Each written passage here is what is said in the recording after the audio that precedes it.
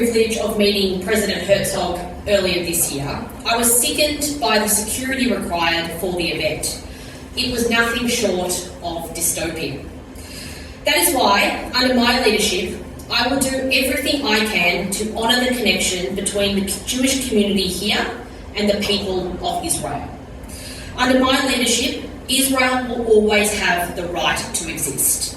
And under my leadership, I will never allow Zionism to be used as a code word for blatant antisemitism.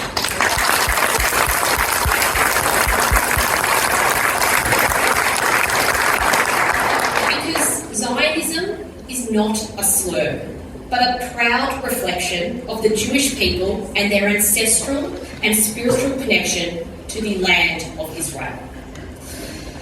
If I think back to the moments and memories most etched into my mind over the past few years, I cannot go past the ashen faces of the many people in this room I met the day after Bondi. It is hard to believe this week marks 6 months since that terrible night. I remember it so clearly. I was in my car on my way to Hunnicutt in the Park in Melbourne when the news started filtering through. But what has remained with me the day after Bondi was the grief and loss were physically palpable, but the shock and the surprise weren't. Because after October 7 and 2 years of rising and escalating anti-Semitism, hateful rhetoric and violence, Bondi was the culmination.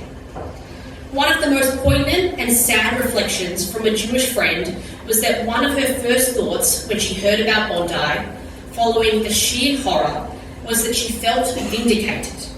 Because for years, the Jewish community have been telling leaders and elected officials here in Victoria and right around this country that if they fail to stamp out the escalating anti-Semitism, rhetoric and violence, Jewish people will die.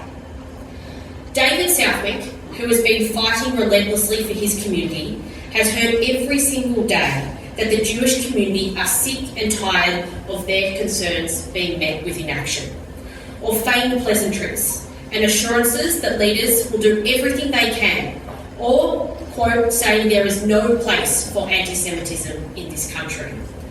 Because there clearly is. Anti-Semitism has been allowed to fester and grow. I had the privilege of visiting Shana Goodnick, whose father, Reuven, was murdered at Bondi, while she and her family were sitting Shiva. Shana is one of the strongest and most articulate people I have ever met. She shared heartfelt reflections about her dad, his love for Australia, and his unwavering belief that you help and uplift everyone you can. She also shared with me her belief that Bondi happened because of systemic failures of leadership in stamping out anti-Semitism from the outset. And it is on all of us in politics, regardless of which side you're on, to stamp it out once and for all. For years, and especially since the Bondi massacre, the Jewish community has been clear. As Philip said, they don't want higher walls or more security. A mark of success in Victoria isn't just being and feeling safe, but it's being able to thrive. To practice your faith openly and freely, and not worrying that you might be harassed because you are identifiably Jewish. To go to school without having armed guards welcoming 3-year-olds.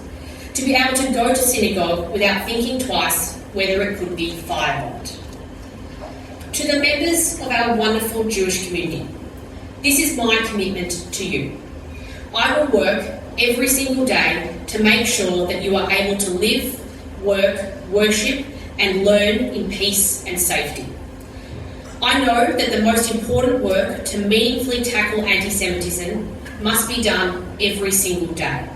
Not only in response to terrorist attacks, anti-Semitic harassment, and the loss of Jewish life.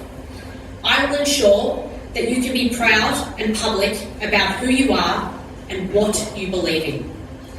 For years, extremists have hijacked our city and often violent protests with no action in response, which is why we will introduce move-on laws and protest permits so that all Victorians can feel safe on our streets.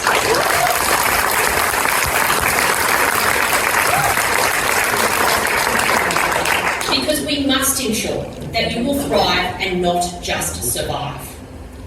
And when you voice your concerns, my team and I will not dismiss them with hollow platitudes. You enrich the culture of our state and have and continue to make profound contributions to Victoria.